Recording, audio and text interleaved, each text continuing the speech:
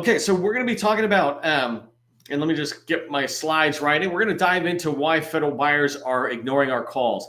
I have done almost 500 trainings in the last 2 years, and many of my trainings are around building relationships, getting in the door, getting in federal buyer doors, or getting into industry teaming partners, large and small businesses. I've done a ton of training about how to start and build relationships. So you definitely want to go look at my previous trainings, because every single training I do, I come at it new. I create new slides. I look at it from a different angle. That way I'm not always just saying the same thing over and over again. I'm remembering things that I want to teach, and I'm able to come at it in a different angle. And that's what I'll do today, is come at this from a different angle. One of the challenges, though, that we have when we're doing sales to really anybody, but in particular to federal buyers, is we'll reach out to federal buyers and not hear back, right? Well, they're ignoring us. But why are they ignoring us? And often we think the worst. We think it's because of us, right? There's this whole line, it's not you, it's me. Well, the reality is it's not me, it's you, and you being the federal buyer. They're ignoring me, right? But there's reasons on what's going on. There's a lot going through their mind. And again, you watch previous trainings where I really dig into this, but just think about it. They have their own lives. What's going on, whether it's personal life or business. I mean, literally, I had to cancel a couple of meetings this morning because I have a sick household, right? And one of my kids had like 104, 105 fever and just wasn't feeling good. I'm like, all right, there's my priority. And then I missed that meeting and I missed some things. And it doesn't mean I'm ignoring those people or what's going on, but life just gets in the way. And same thing with a hot fire project at work comes up and I got to tackle that. And so a lot of these go through our mind on why somebody might not get back to us. But I want you to always remember that the answer is yes, unless somebody says no. Even if they haven't got back to you yet and you feel like they're ignoring you, the answer is still yes. They just haven't had a chance to say it. But don't ever say no for the customer, and don't ever stop reaching out to them. I have customers all the time where literally somebody just was telling me last week they had a buyer reach back, or they called the buyer and it was a cell phone, but it was a federal buyer and they were on their day off. They were like, yeah, I'm just sitting here on the couch in my pajamas, but I felt bad. You would try to reach out to me multiple times, and that's my job, and I never got back to you. And I was like, who is this federal buyer? I want to tell 20 people to call them, because they were so committed to working with industry and they felt bad they didn't get back. But they don't really have to feel bad, because there's a lot of us trying to call them. And so for you, it's the same thing. One of these great lines out there is, you'll stop caring about what others think of you when you realize how seldom they think of you. You'll stop caring about what others think of you when you realize how seldom they think of you.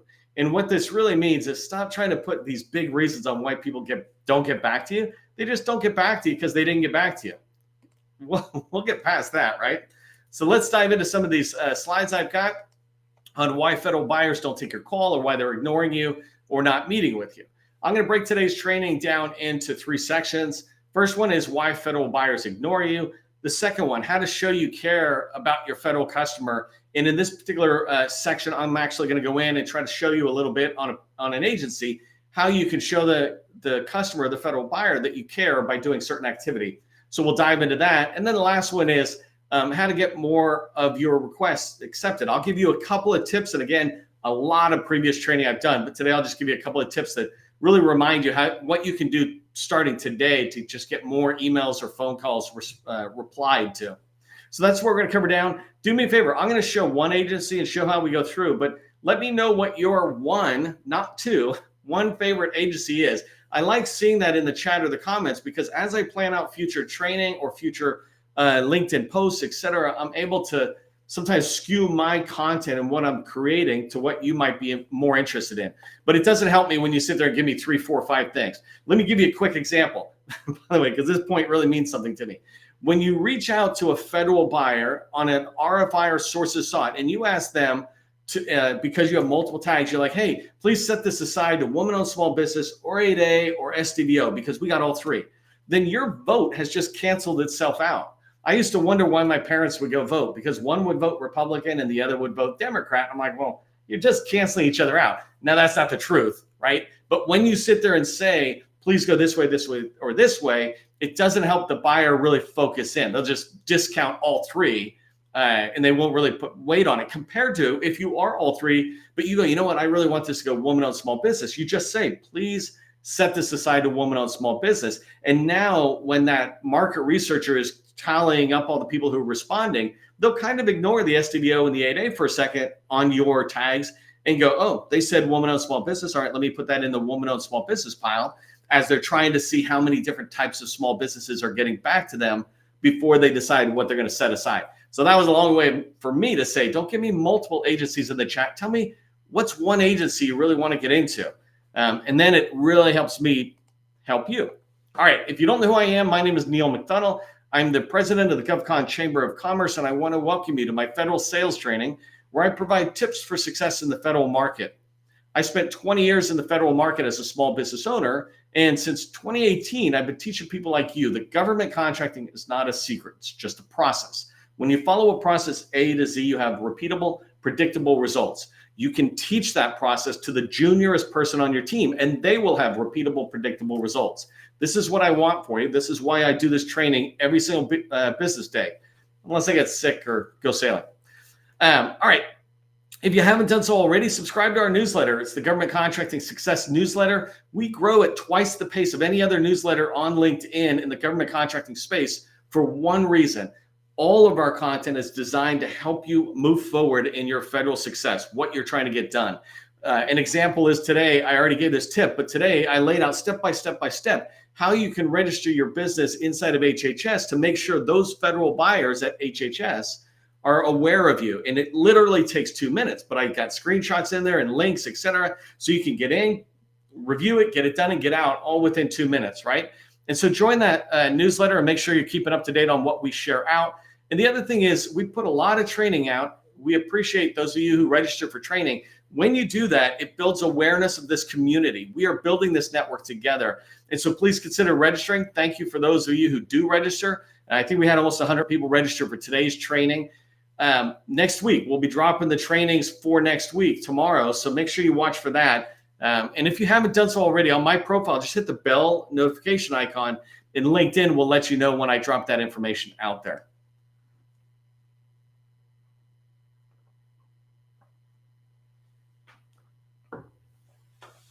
So let's talk about some reasons why federal buyers ignore you.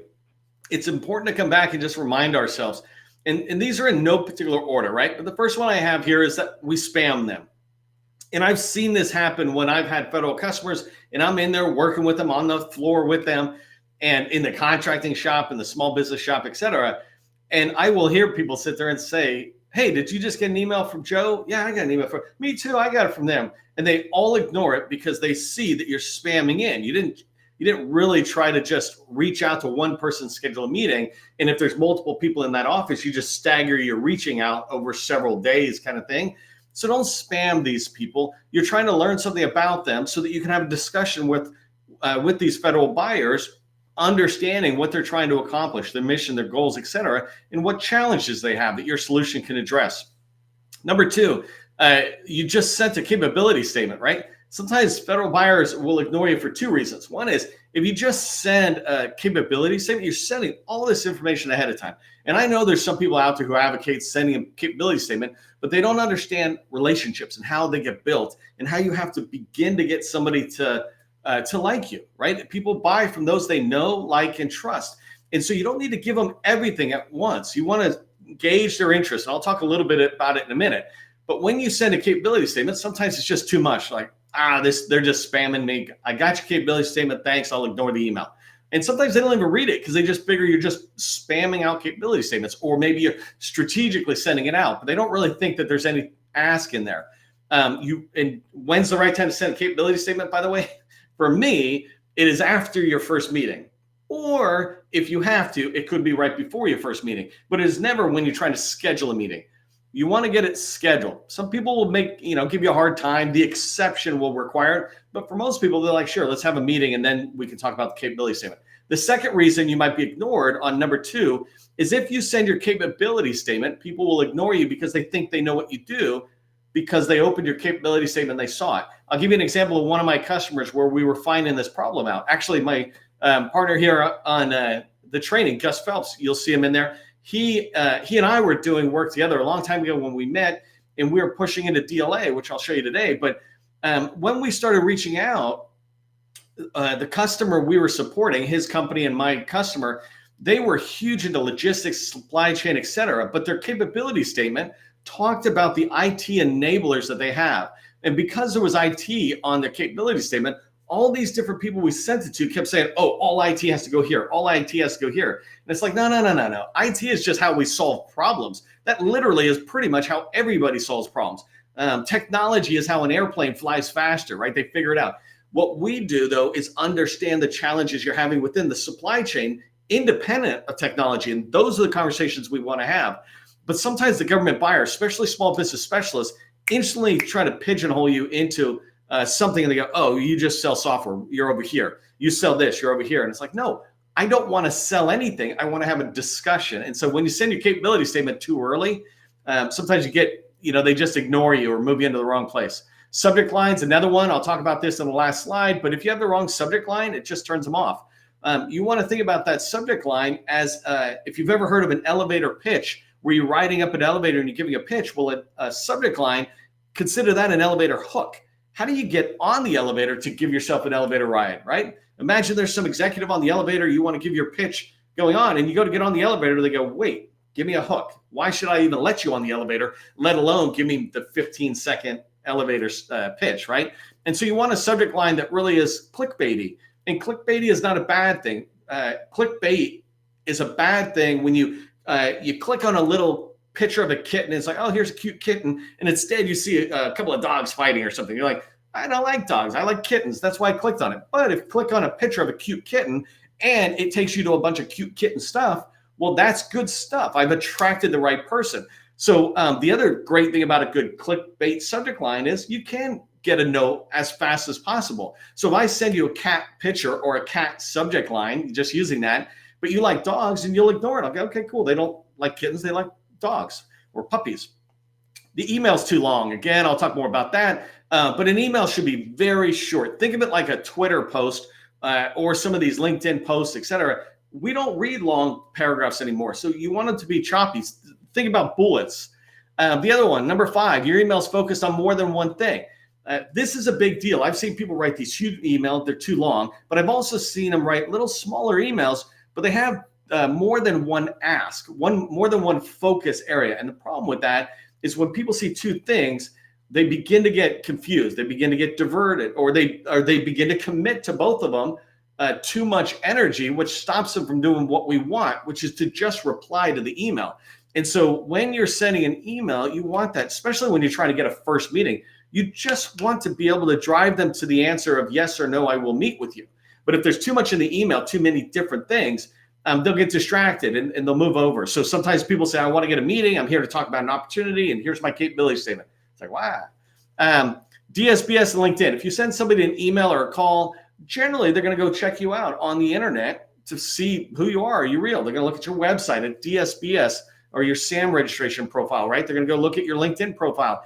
And if you're not attractive, what that means is if your company's not attractive, selling the type of things they need, or it's not communicating that, then they're going to go, I don't really need to meet with those people. So make sure you're communicating a message on all these other platforms that scream, cybersecurity or elevator services or painting or whatever it is you do. Number 7, there's this line and I might say it again in a minute, but people don't care what you know until they know that you care. And number 7 talks about when you reach out, buyers are going to ignore you if they feel like you don't care and you're only thinking about yourself, right? They can tell you don't care because all you're doing is talking about yourself and your company and your products and all this other stuff. And they've never even heard of you before, right? And it's such a selfish thing. It's like, give. I want this piece of information, this piece, or whatever it is. There's no, and I don't need you to put fluffy conversational stuff in there, but you do need to do something. And I'll show you how to do this in a minute. But you need to put something in that demonstrates that you care. And the easiest way for us to show federal buyers that we care is by putting in, by showing them we did our homework and we did our research. So, and that's number 7. Number 8, the last one is you don't try hard enough. And what this means is if federal buyers are ignoring you, the most common reason is because you haven't followed up 10 or 20 times. Literally, 10 or 20 times is the minimum you should be following up. If you want to get in somewhere, why are you not following up more? If you want to get millions of dollars out of that particular agency and that person you're trying to reach out to is a path to that 10 or 20 million, why wouldn't you follow up 10 or 20 times, right? I tell people you need to be following up 30 to 60 times, but let's just settle with 10 to 20 times. If you do that, like that person I mentioned where the buyer felt bad that they hadn't got back, you'll just stay on the radar, never unprofessional, but just constantly persistent saying, I'm here, I'm not going away until you say yes or no. Either one's fine, but you can't ignore me because I refuse to be ignored. I'm going to hold my hand up and say, see me.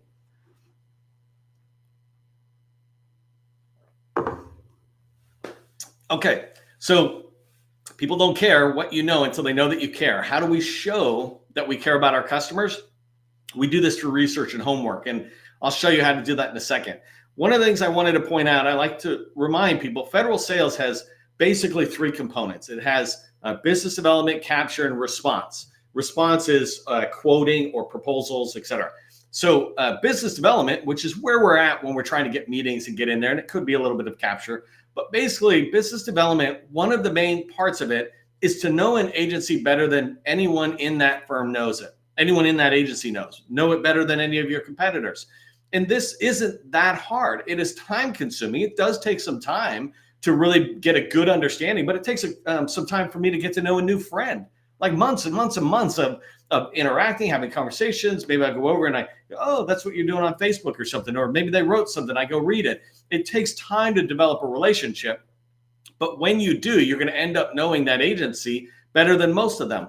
And so when you think about what does it mean to know an agency, you want to know how they buy, the whole acquisition life cycle, some of their favorite contract vehicles, et cetera. That's one area that's tied to your opportunities in your pipeline. Another major area of knowing an agency really well is understanding what is the mission of that department, right? And then the command and the subcommand and the program executive office and the program office down below. They all flow together. And these people down at the program offices down at the bottom, they're wrapped up to higher echelon or higher commands, and even higher commands into the department wrap up to DOD, which is tied to the president's mission. This is the space we want to play in. It is not that hard to get to know these people. You just have to take the time to read them, and I'll show you some of that. But when you know their mission, then you're going to be able to identify the challenges they face, the goals they have, some of the objectives and action items they set for themselves. And a lot of these agencies put that information out there for you to read. And when I say a lot, I mean 80% are out there. Let's say 70% are out there, and 100% of it is public. So you got to get into those other 30%. Maybe that's a little bit of lift. And let me show you really quick where you can learn. Just coming back here. By the way, really quickly, this is the newsletter I was talking about. I just put out this morning this article. And in here, HHS buyers looking for small business government contractors. They have this tool called the Customer Experience, Small Business Customer Experience tool that you can go into. And then you just come in and register right here, which apparently is all darked out. You can go in, and here's the step-by-step down here that I was talking about. But right here, look at this stuff. 339,000 small businesses in SAM right now who want to sell to the government, active small businesses, but only 6,000 of them are in there. You want to be one of the 6,000, not one of the 330,000 who are not in there.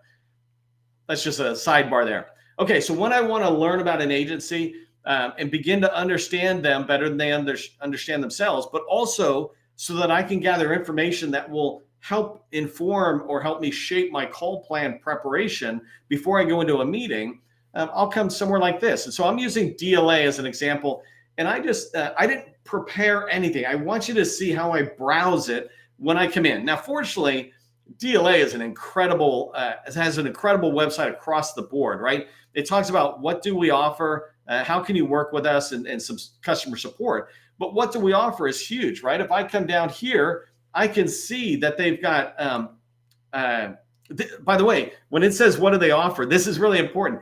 A lot of agencies, they just do something, their mission. DLA is there to support the entire Department of Defense's commands, in particular the services, right? So the military services like Army, Navy, Air Force, et cetera. But these things that they have, products and services that they're making available to their folks, I can come in here and start looking, right? Here's building material. Say I'm in construction. I start digging down into that and figure out what's in there. This one's really interesting, right? If I sell consumable hardware with more than 900,000 hardware items, and I don't sell this stuff, right? But if you sell hardware or repair parts, right here is talking about a qualified supplier list. Are you on this list? Should you be? Like, I don't even know what that list is, but should I be on it? Should my customers be on it? Who was on here? When you start coming into an agency, you can really start figuring this out. This one here is a really interesting one. List of removed companies. I'd be curious about that. These kind of things, though, as I move forward, and by the way, I know we have somebody in our training today who does these fasteners and other stuff. I'm curious on whether you've pushed through. And then services, another example, right? So here's different things that people are able to do. It's funny, there's so much that I know, and 1,000 times more that I don't know. Like all these things, I'm in the IT professional services, and here I'm looking at a lot of stuff I'm not totally familiar with. But here I look at distribution, and this is where I can start coming in and going, oh, let me see what they're doing. Like transportation planning and execution. That's not so much the delivery. It's more the professional services side of it, I'm assuming, of that. And I'm able to dig into this. So those are just really quickly. Let me back up out of these 3 tabs and go back to our, let me pull that guy in. So here I just went to, let me pull this guy back out. All I did was come to this home page. I'm like, wow, look at this stuff, right? So it's a great start. You can go through and explore the same thing. I could go into HHS and I can find similar layouts where in HHS, I'm looking at, like, look right here where it says organization, right? So the organization for DLA, and this is a big one because these are all basically different commands, subordinate commands within DLA. So they're all, in a way, you can think of them as all separate companies because they buy different things on behalf of the Department of Defense. So like right here, Department of Energy or DLA Energy, that's huge. DLA and DOD and the administration, they consider energy a national security concern. And so you're able to go in there and begin to understand who's in there. So each one of these. But my point was, what I was trying to say is that I could go into HHS and see the same thing, where instead of subordinate commands, they're called agencies. And I would see CDC or CMS, et cetera, folks like that. So let me come over here, though, to actually, let me try this one. So one of the things I can do when I come in is just type in strategic plan. Let's start with that. So any agency that you come into, you want to be trying to find their strategic plan. So here's a couple, right? So here's let me just go to that one and a second one right here. If I come into the DLA plans, and so here's another one, but let me find the Word document. Here we go. So if I come in, I can start exploring their lines of effort. Another way of saying their priorities. They definitely will have separate priorities, but I can start looking at what they have, and in their lines of effort, I can begin to understand what they're trying to do. So remember, I was saying that there's objectives they have, and I begin to understand the objectives and try to figure out, well, where would I fit? I do a lot of work with modernizing the acquisition workforce and the supply chain. So I could come in here and look at this and say, this fits for me, right? And then as I look here, enhance our acquisition capabilities, develop market intelligence capabilities to manage supply chain risk. Okay, so here we go. Expand industry engagement to foster innovation. Personally, right? The chamber could go in, and this is what I meant by doing your homework and research before you try to get in. I could go in, and instead of some random way of just saying, I want to have a capabilities briefing, I could say I was reading your strategic plan, and we really tie together with level of effort, LOE number 4, modernize acquisition supply chain management. And I was hoping I could get 15 minutes of your time to talk about objective 4.1, expand industry engagement, because that's an area of specialty area of ours, and we've been supporting for the last 6 years. I'd love to get 5 minutes or 15 minutes of your time, right? They'll always give you 30 minutes, but you always want to start with 15 because it's less threatening. But did you see what I did, right? I looked at the plan. I began to find where I'm at or what they're trying to get done, and then I tie it back. I could do the same thing, and I don't have enough time for it, but I could do the same thing and find the challenges that they're facing. And sometimes those are in different documents called management challenges and something else. I can't remember what it is. It's basically a standard document across all the agencies. All right, let me come back to my last slide here. I wanted to just wrap up really quick with how to get more requests accepted. So I showed you could go into an agency website, you can download their strategic plans and learn about them and begin to plan your outreach. But you want to sit there and make sure that your message when you're reaching out is the subject line and the body of the email or the voicemail are brief. And so brief is short, and concise is another way of saying that, but concise is to the message is what I was trying to say. It's very clear what we're trying to do. Hey, this is Neil. I'm here. I'd love to be able to follow up and connect with you. The important thing, this second bullet, is to have one ask of them. I might reach out to them and say, hey, do you have a copy of something that I couldn't find on the website? So I might say, there was a reference to a strategic plan document. Do you have a copy of that? And that will be the only ask I have of them. I won't say I want a meeting or anything else. That way, I'm just trying to get them to reply. If they reply, I get to see their email signature line. I get additional information. I've established that connection, etc. Another major ask is that one I was doing. Can I get 15 minutes of your time to discuss this or to briefly introduce our organization? That works for companies or agencies. And then the last bullet to remember on this is that you want to be, whatever your email is, you want it to be easy for them to quickly respond. And what I mean is, don't have something in your email or something in your ask that confuses them and they have to go somewhere else. You really do want them to say yes or no, or here it is, or I don't have it. You want them to be able to respond pretty quickly. And that's why we say keep it to one ask and a concise message, because they can do that on their phone while they're sitting on the metro on the way home or something. They're going through their emails like, oh, I can respond to that really quick. But the bigger our ask of them, or the bigger the lift of that email in order for them to reply, the more chance they'll say, I'm absolutely going to get back to Neil, but I'll do that later when I can look at it. And then poof, it's out of their mind because, they get home, there's kids, they go back to work, there's emails, blah, blah, blah. And so keep that in mind. One last thing I had here, this picture, it says the ladder of success. You see this guy is almost at the top of the success wall there on his ladder, and his buddy is down below saying, wrong wall. When you do research, this is where you're able to make sure that you're leaning against the right wall. You will make sure that you're leaning against the right DLA subordinate command, or you're talking to the right person within DLA's pool of people that you can talk to. All right, so that's funny. Here, I'm going to end with this because I forgot to update this, frankly. But here's the things I would recommend you do if you're trying to reach out, right? First off, go watch the previous training or go find some previous training that I have and align it to what you want to do on Monday. Pick one agency, and hopefully you put that agency into the chat, but pick one agency that you're going to reach out to. Of that agency, go in and find either their challenges, that document for their challenges, or their strategic plan. And inside of there, find one area that your company really ties to. Then reach out to 5 people. You can test it. I'm really trying to get you to meet one person, but reach out to 5 people you want to meet with at that agency. And I have all sorts of training on how do you find them and how do you get their emails, etc. But reach out to them and mention that thing you saw in the strategic plan. I was looking at this. Can I get 15 minutes of your time to talk to you? This is really helpful when you're trying to talk to a program office person. When you reach out to small business specialists or contracting officers, it's a generic conversation, so they're probably more likely to talk to you. But the value or your competitiveness is when you can get in and talk to a program office person. Okay, so I'm out of time. I just want you to remember, government contracting, it's not a secret. It's just a process. Part of the process is coming back for the next training. I will see you next week.